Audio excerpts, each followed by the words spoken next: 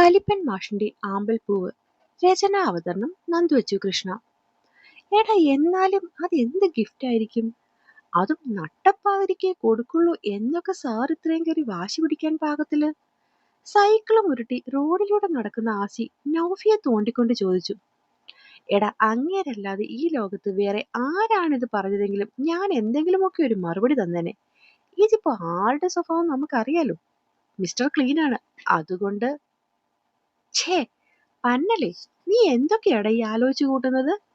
ആലോചിച്ചു കൂട്ടിയില്ലല്ലോ.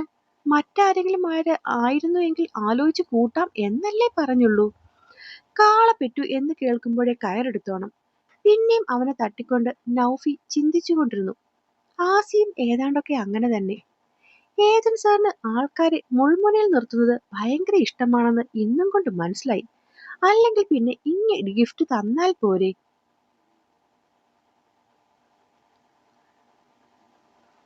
ഇതതില്ല. നട്ടപ്പാതിരിക്ക് കൊടുക്കൂ പോലും.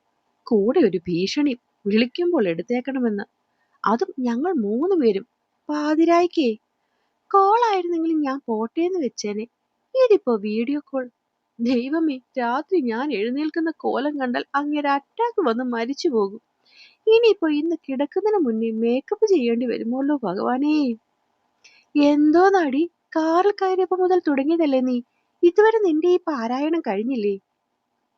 വണ്ടി ഓടിച്ചുകൊണ്ടിരുന്ന വിഷ്ണുവിന് ചൊറിയാതെ പറ്റിയില്ല. എടോ മനുഷ്യ, താൻ കൂടുതൽ ചൊറിഞ്ഞുകൊണ്ട് വരല്ലേ. ഇപ്പോഴത്തെ ദേഷ്യത്തിന് ഞാൻ എവിടെ കയറി മാന്തും എന്ന് എനിക്ക് തന്നെ അറിയില്ല. നിങ്ങളുടെ പെങ്ങള് ഒറ്റയൊരുത്തി കാരണമാ എന്റെ ഇന്നത്തെ ഉറക്കം പോകാൻ പോകുന്നത്. ചേടാ, അവൻ നട്ടപ്പാതിരിക്ക് എന്തോ കൊടുക്കും എന്ന് പറഞ്ഞതിന് എന്റെ കൊച്ചെന്ത് ചെയ്യാനാ? ഇത് നല്ല കാര്യമായിപ്പല്ലോ. അച്ചോടാ, ഒരു പാവം.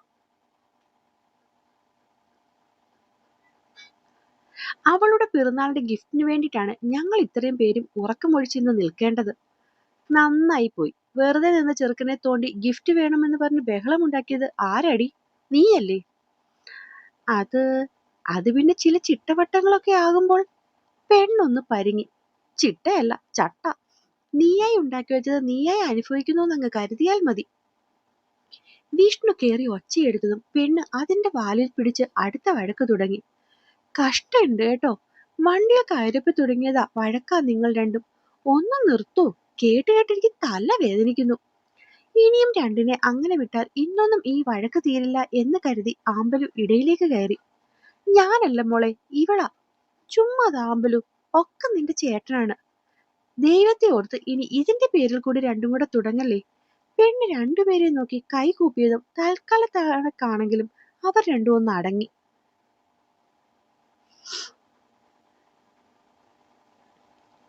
താൻ ഇത് കുറെ നേരമായല്ലോ. വാതിലിൽ തന്നെ ചെന്ന് നോക്കുന്നു.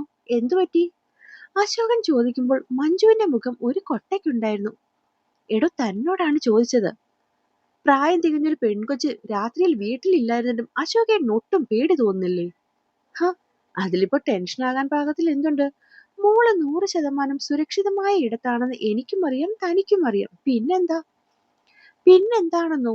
ഇന്നത്തെ കാലത്ത് നമുക്കങ്ങനെ ആരെയും കണ്ണുമടച്ച് വിശ്വസിക്കാനൊന്നും പറ്റില്ല. അതുകൊണ്ടാണ് അവള് വരാൻ രാത്രിയാകുമെന്ന് വിളിച്ചു പറഞ്ഞപ്പോൾ തന്നെ ഞാൻ എതിര് പറഞ്ഞത്.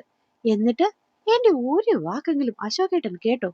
ചോദിക്കുമ്പോൾ അവൾക്കുള്ളിൽ ദേഷ്യം മാത്രമായിരുന്നു. എടോ, അവളെ കൊണ്ടുപോയത് ടീച്ചറാണ്. ടീച്ചറിനെയും മാഷിനെയും കുറിച്ച് ഞാൻ പറഞ്ഞു തരേണ്ട കാര്യമൊന്നുമില്ലല്ലോ തനിക്ക്. ഒപ്പമുള്ളത് രാമന് കാവൽ എന്ന പോലെ 3 സഹോദരങ്ങളായ സുഹൃത്തുക്കൾ. അവരെ പറ്റിയും ഞാൻ കൂടുതലൊന്നും പറയണ്ട. പിന്നെയുള്ളത് യദു. അത് പറയുമ്പോൾ അയാളുടെ ചുണ്ടിൽ ഒരു പുഞ്ചിരി ഉണ്ടായിരുന്നു. ആ ടീച്ചറും മാഷും ചെയ്ത നന്മയാണെന്നേ ഞാൻ പറയും. അത്രയ്ക്ക് നല്ല പയ്യൻ. അതുകൊണ്ട് തന്നെ താൻ ഈ പറയുന്ന വേണ്ടാത്ത ചിന്തകളൊന്നും അവരെ പറ്റി ആലോചിക്കുമ്പോൾ എന്റെ മനസ്സിലേക്ക് വന്നില്ല. പിന്നെ എല്ലാത്തിലും വലുത് അവളുടെ സ്വന്തം ചേട്ടൻ വിഷ്ണു ഒപ്പമുള്ളത് തന്നെയാണ്. അതുകൊണ്ടാ മോള് രാത്രി ഫുഡും കൂടി അവിടെ നിന്ന് കഴിച്ചിട്ടേ വരികയുള്ളൂ എന്ന് പറഞ്ഞപ്പോൾ പോലും ഞാൻ എതിർത്തൊന്നും പറയാഞ്ഞത്. മനസ്സിലായോ? അയാള് പറയുന്നതെല്ലാം സത്യമാണെന്നറിഞ്ഞിട്ടും അംഗീകരിക്കാൻ എന്തോ അവരുടെ മനസ്സ് മനഃപൂർവ്വം മടിച്ചു. അശോകൻ ഇനി എന്തൊക്കെ ന്യായം പറഞ്ഞാലും ഇങ്ങനത്തെ കാര്യങ്ങളൊന്നും അനുവദിക്കാൻ പറ്റില്ല. ഇപ്പൊ തന്നെ കുറച്ചു മുന്നേ സിദ്ധുമോ വിളിച്ചിട്ടുണ്ടായിരുന്നു. ഫോൺ വിളിച്ച് വിശേഷം പറഞ്ഞിട്ട് അവളുടെ കയ്യിൽ കൊടുക്കാൻ പറഞ്ഞപ്പോൾ ഞാനങ്ങ് വല്ലാതെയായി. ആ നിമിഷം അവരനുഭവിച്ച വിഷമം അതുപോലെ ഉണ്ടായിരുന്നു അവരുടെ ആ വാക്കുകളിൽ. അതിപ്പോ വല്ലാതെയാകാൻ എന്താണ്? മോളെ ചോദിച്ചപ്പോൾ ഉള്ള കാര്യമങ്ങ് പറഞ്ഞാൽ പോരായിരുന്നോ? ഉവ്വ, പറഞ്ഞുകൊണ്ടങ്ങോട്ട് ചെന്നാൽ മതി. അവര് മുഖം കോടിച്ചു. അതെന്താ പറഞ്ഞാൽ? അല്ല, പറയുന്നതും പറയാത്തതും രണ്ടാമത്തെ കാര്യം. ആദ്യം അവനെന്തിനാണ് വിളിച്ചതെന്ന് പറ. അയാളുടെ ശബ്ദത്തിൽ നിറഞ്ഞു നിന്നത് അത്രയും ഗൗരവം മാത്രമായിരുന്നു. അത് പെട്ടെന്നുള്ള അശോകന്റെ ആ ചോദ്യത്തിൽ അവർ നല്ലോണം പരിഭ്രമിച്ചു. എന്താ മഞ്ജു? എന്താ പ്രശ്നം? പ്രശ്നമോ? എന്തു പ്രശ്നം? ഒരു പ്രശ്നവുമില്ല. അതുവരെ അയാളോട് ചാടിക്കൊടിച്ചുകൊണ്ട് നിന്ന സ്ത്രീ പെട്ടെന്ന് ചിരിയുടെ മേലങ്കി അണിഞ്ഞ് അദ്ദേഹത്തെ നോക്കി. അവരുടെ വെപ്രാളവും പേടിയും ഒക്കെ കണ്ടതും അശോകന് എന്തൊക്കെയോ സംശയം തോന്നി. നിന്റെ ഈ ഭാവത്തിൽ നിന്ന് തന്നെ അറിയാം നീ എന്തോ കാര്യമായി എന്നിൽ നിന്ന് മറയ്ക്കുന്നുണ്ടെന്ന്. എന്താ മഞ്ജു അത്? മര്യാദയ്ക്ക് സത്യം പറഞ്ഞോ? അശോകന്റെ ശബ്ദമുയർന്നതും മഞ്ജു ആകെ ഭയന്ന്. മഞ്ജു, ഇങ്ങനെ ഒച്ചയും ബഹളവും ഉണ്ടാക്കി എന്നെ പേടിപ്പിക്കാതെ. ഞാൻ കാര്യം പറയാൻ പോവുകയല്ലേ. അവരുടെ ഭാവം ഒട്ടും ഇഷ്ടപ്പെട്ടില്ലെങ്കിലും അശോകൻ അവർ പറയുന്നത് എന്താന്ന് കേൾക്കാനായി നിന്നു. ഇന്ന് മോളുടെ പിറന്നാളായതുകൊണ്ട് എല്ലാവരും അവൾക്ക് എന്തെങ്കിലുമൊക്കെ സമ്മാനം കൊണ്ടല്ലേ വന്നത്. അവര് പാതിയിൽ നിർത്തി ഭർത്താവിനെ നോക്കി. അവിടെ മുന്നേ കണ്ട പോലെ തന്നെ ദേഷ്യം അല്പം പോലും കുറഞ്ഞിട്ടില്ല. അപ്പോ മോൻ വന്നപ്പോൾ. മോനോ? ആ, സിദ്ധുമോൻ. വളരെ സന്തോഷത്തോടെ അവര് പറയുന്ന പേര് കേട്ട് അശോകന്റെ നെറ്റിയിൽ സംശയത്തിന്റെ മൂന്നാല് വരകൾ വീണു. മോനും അവൾക്കൊരു ഗിഫ്റ്റ് കൊണ്ടുവന്നിട്ടുണ്ടായിരുന്നു. പക്ഷേ ഉച്ചയ്ക്ക് ആ ബഹളത്തിലും പ്രശ്നത്തിലും അവൻ അത് കൊടുക്കാൻ പറ്റിയില്ല. ഒന്നാമത് ചെക്കൻ നല്ല ഉദ്ദേശത്തിൽ പറഞ്ഞത് നമ്മളുടെ മോൾക്ക് പിടിച്ചില്ലല്ലോ. അതിന്റെ ദേഷ്യത്തിൽ ഉച്ചയ്ക്ക് മുതൽ മുഖവും കെട്ടിപ്പിടിച്ചാണ് അവളുടെ നടപ്പ്.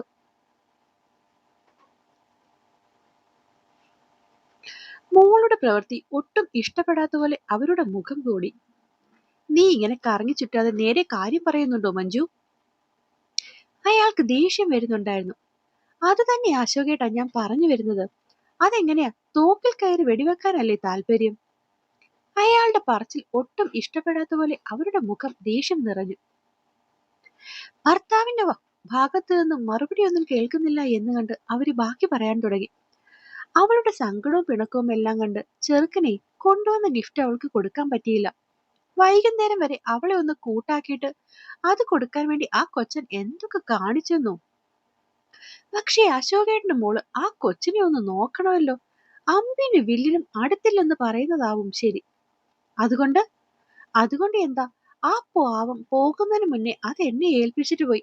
എന്നിട്ട് അവളോട് മാപ്പ് പറയാനും പറഞ്ഞു. മാപ്പോ? അതെന്തിന്?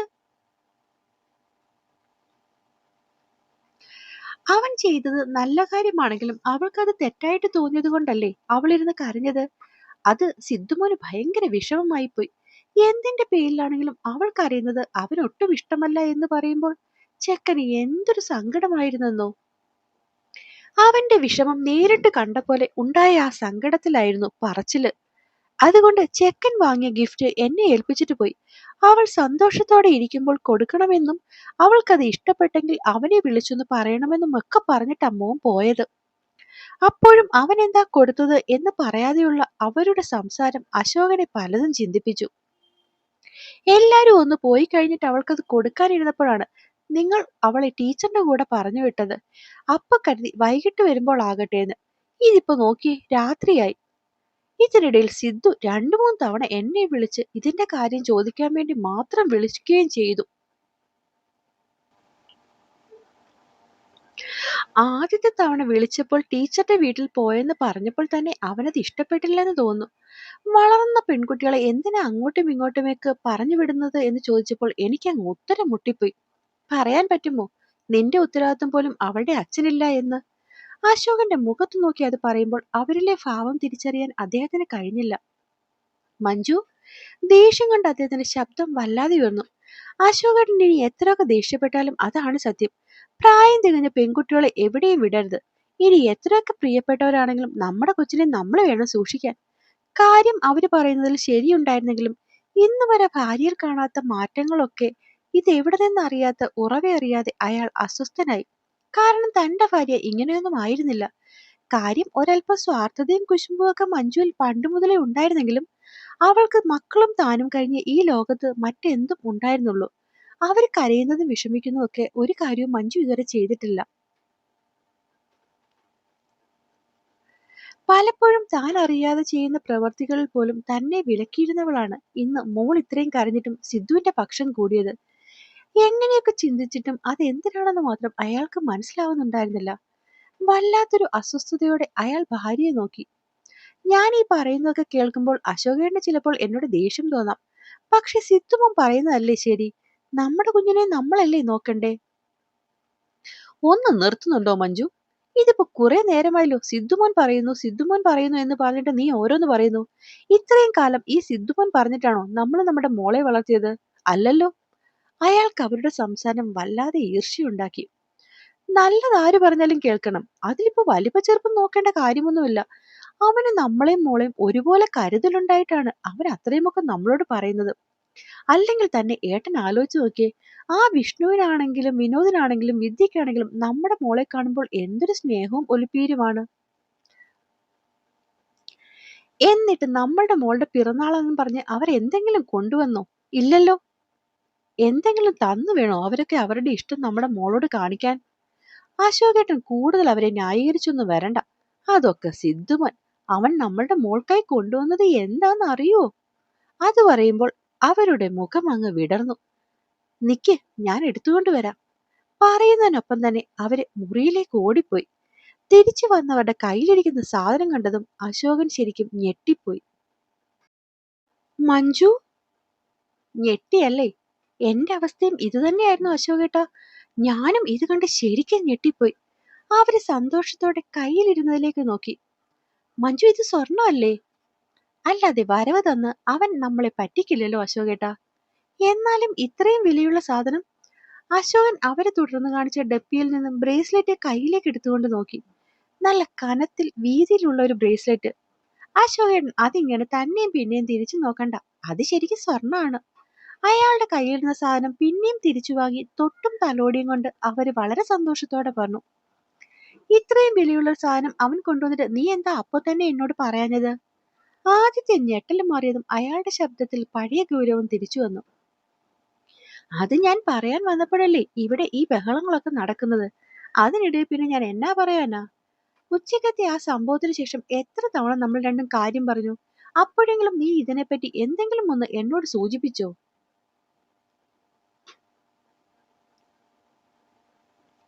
അയാൾക്ക് നന്നായി ദേഷ്യം വരുന്നുണ്ടായിരുന്നു. എന്റെ അശോകേട്ടാ, ഞാൻ അത് ഇതിന്റെ ഇടയിൽ അങ്ങ് മറന്നുപോയി. അങ്ങനെ മറന്നുപോയിട്ടോ എല്ലാവരും പോയി കഴിയുമ്പോൾ ഇട്ടുകൊടുക്കണം എന്നൊക്കെ നീ കുറച്ചു മുന്നേ പറഞ്ഞത്? അവരെ വിടാൻ ഭാവമില്ലാത്ത പോലെ അയാളുടെ മുഖം കയറി കറുത്തു. ദേഷ്യത്തോടെയുള്ള അയാളുടെ ഭാവം ചെറുതല്ലാത്തൊരു ഭയമാണ് അവരിൽ തീർത്തത്. സത്യം പറഞ്ഞാൽ മറന്നുപോയതൊന്നുമല്ല. ഇങ്ങനെ ഒരു സാധനം കണ്ടാൽ അശോകൻ എന്താ ചെയ്യാൻ പോവുക എന്ന് ഏറെക്കുറെ ധാരണ ഉള്ളതുകൊണ്ട് മനഃപൂർവ്വം വൈകി പറഞ്ഞതാണ്. ഇതിപ്പോ ആ ചെറുക്കനുള്ളപ്പോൾ തന്നെ പറഞ്ഞിരുന്നുവെങ്കിൽ മുന്നും പിന്നും നോക്കാതെ അശോകേട്ടനത് അവന്റെ കയ്യിൽ തിരിച്ചു കൊടുത്തു വിട്ടേനെ. അവനും അങ്ങനെ തോന്നിയതുകൊണ്ടാകുമല്ലോ താൻ പോയിട്ട് സമാധാനത്തിൽ മാമനെ കാണിച്ചാൽ മതിയെന്ന് അവനായിട്ട് ഇങ്ങോട്ട് പറഞ്ഞത്. ആലോചിച്ചപ്പോൾ അത് ശരിയാണെന്ന് തോന്നുകയും ചെയ്തു. പക്ഷെ ഇതിപ്പോ ആളുടെ മട്ടും ഭാവം കാണുമ്പോൾ തനിക്കൊരു അടി കിട്ടാനുള്ള എല്ലാ കോളും കാണുന്നുണ്ട്. ആ ചിന്തയോടെ അവര് അയാളിൽ നിന്നും കുറച്ച് പിന്നിലേക്ക് മാറി നിന്നു.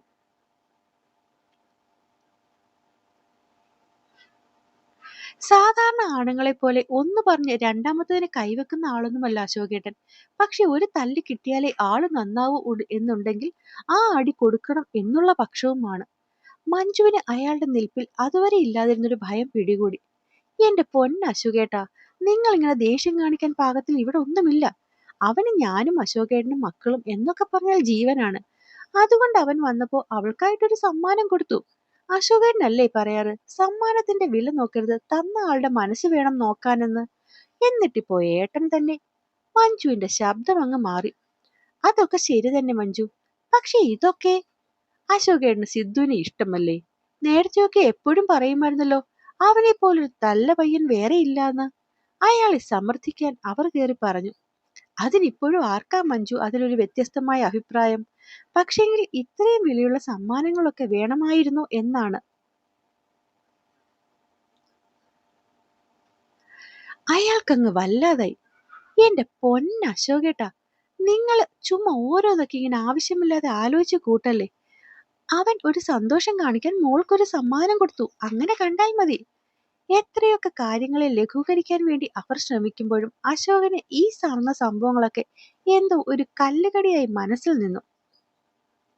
എങ്ങനെയുണ്ടായിരുന്നു മോളെ? നിറയെ സന്തോഷത്തോടെ അരികിലേക്ക് വന്ന മകളെ ചേർത്ത് പിടിച്ചുകൊണ്ട് അശോകൻ ചോദിച്ചു. എല്ലാം നല്ലതായിരുന്നു അച്ഛാ. നമ്മളുടെ മോൾക്ക് ഇവിടെ നടന്നത് മാത്രമാണ് പിടിക്കാഞ്ഞത്. പിണങ്ങിക്കൊണ്ട് മഞ്ജു അകത്തേക്ക് നടന്നു. അച്ഛാ, അമ്മ. അതുവരെ സന്തോഷത്തോടെ തന്നെ നോക്കിക്കൊണ്ടിരുന്ന മകളുടെ പുഞ്ചിരി അപ്രത്യക്ഷമാകുന്ന കണ്ടതും അയാളുടെ മുഖവും വാടി. ഒന്നുമില്ല അമ്മ, വെറുതെ. അയാൾ മകളെ ആശ്വസിപ്പിച്ചു. ഇതിനിടയിൽ വിഷ്ണു അകത്തേക്ക് കയറി വന്നു. മഞ്ജു, മോളോടുള്ള ദേഷ്യമൊന്നും കാണിക്കാതെ വിഷ്ണുവിനോട് വളരെ നന്നായി പെരുമാറിയിട്ടാണ് അവനെ പറഞ്ഞു വിട്ടത്. പോകുന്നതിന് മുന്നേ രാത്രിയിൽ വീഡിയോ കോൾ ചെയ്യും എന്നും എടുക്കണമെന്നും അശോകനെ പറഞ്ഞേൽപ്പിച്ചിട്ടാണ് അവൻ അവിടെ നിന്നും ഇറങ്ങിയത്. ഇതൊക്കെ എന്താ അശോകേട്ടാ? എന്താ അമ്പലു? നീ ഇതുവരെ ആ വീട്ടിലായിരുന്നില്ലേ? അപ്പോഴൊന്നും തരാൻ പറ്റാതിരുന്ന എന്ത് ഗിഫ്റ്റാ ഈ നട്ടപ്പാതിരിക്ക്? ഇതാ സിദ്ധുമോൻ പറഞ്ഞത്, ആവശ്യമില്ലാത്ത ബന്ധുക്കളൊന്നും വേണ്ട, ചെയ്യിക്കണ്ട എന്ന്. മഞ്ജു കത്തിക്കയറുമ്പോഴും അശോകനോ ആമ്പലോ ഒന്നും മറുപടി കൊടുത്തില്ല. ഒരു കാര്യം ഞാൻ പറഞ്ഞേക്കാം, രാത്രി ആരുടെ ഫോൺ കോൾ വന്നാലും ഇവിടെ എടുക്കില്ല. അതൊക്കെ പോട്ടെ, നീ ഇവിടെ വന്നിരുന്നേ ആമ്പലെ. ദേഷ്യത്തോടെ തന്നെ അവര് ആമ്പലിനെ അടുത്തേക്ക് പിടിച്ചിരുത്തി. നീ കൈയൊന്ന് നീട്ടിയേ. ഏത് കൈയെന്ന് മനസ്സിലാവാതെ അവൾ അവരെയും അച്ഛനെയും മാറി മാറി നോക്കി. വലത് കൈ നീട്ടുകൊച്ചേ. പറയുന്നതിനൊപ്പം തന്നെ അവളുടെ വലത് കൈ പിടിച്ചെടുത്ത് മുന്നിലേക്ക് നീട്ടി അവർ കൊണ്ടുവന്ന ബ്രേസ്ലെറ്റ് അവളുടെ കയ്യിൽ അണിയിച്ചു. സത്യം പറഞ്ഞാൽ അങ്ങനെ ഒരു ഗിഫ്റ്റ് പ്രതീക്ഷിക്കാതിരുന്നതിനാൽ പെട്ടെന്ന് അത് കണ്ടതും അവൾ ഞെട്ടിപ്പോയി. എങ്ങനുണ്ട്? താങ്ക്സ് അച്ഛാ. കയ്യിലെ സാധനം നോക്കിക്കൊണ്ട് അവൾ അച്ഛനെ നോക്കി മനസ്സ് തുറന്ന് ചിരിച്ചു. നന്ദി പറയണമെങ്കിൽ അത് നിന്റെ അച്ഛനോടല്ല പറയേണ്ടത്, സിദ്ധുവിനോടാണ്. സിദ്ധേട്ടനോടോ? എന്തിന്? അവളുടെ മുഖം വല്ലാതെയായി. നിന്റെ കയ്യിലേക്ക് നീ സാധനം സിദ്ധുവിന്റെ സമ്മാനമാ മോളെ. അവൾ ഞെട്ടിക്കൊണ്ടാണ് അച്ഛനെ നോക്കിയത്.